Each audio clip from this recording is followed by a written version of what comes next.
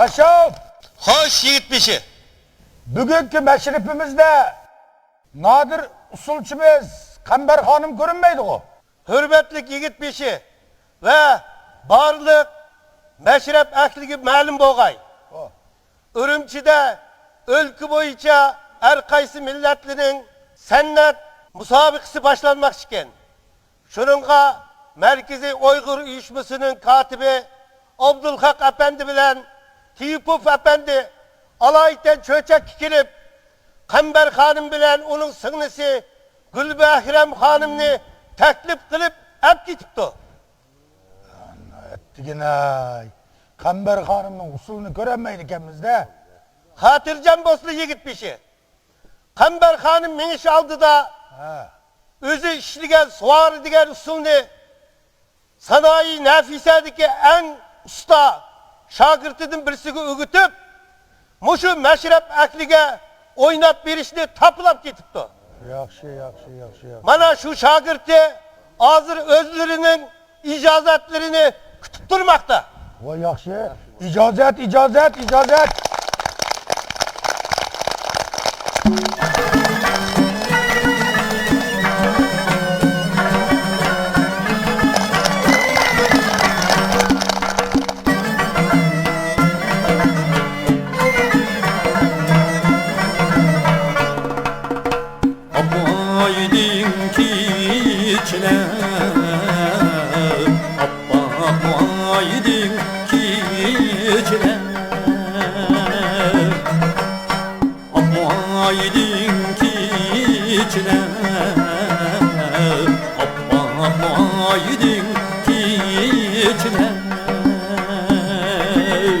Gül bilen reyhan pıraydım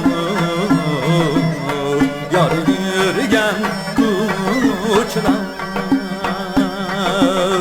Gül bilen reyhan pıraydım yar yürgen kuşlar. Gül bilen reyhan pıraydım yar yürgen kuşlar.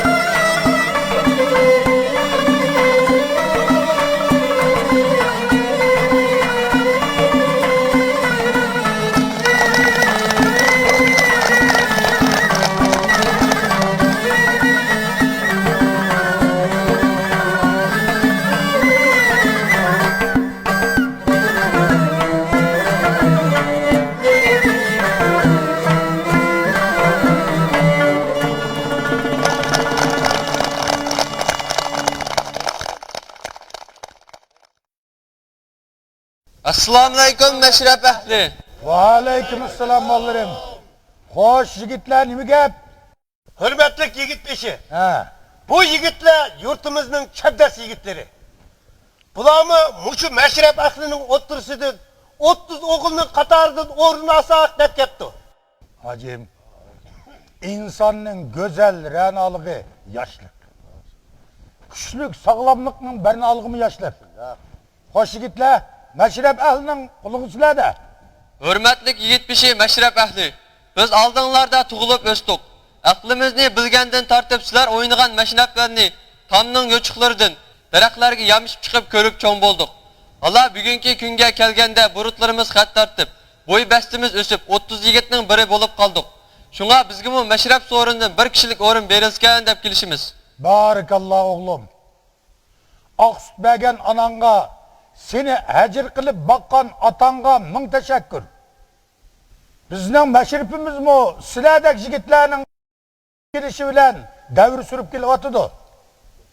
Amma oğlum, her işinin kaydı yosunu bolgandek, meşrepimizning mu özgüçlük kaydı yosunu ba balam. Meşrepning har qanday emir fermanlık tayyor biz yigit bişi. Paşam, Hoş yigit beşi. emisi bu yigitlerning aldığı taam keltirgin. Kene.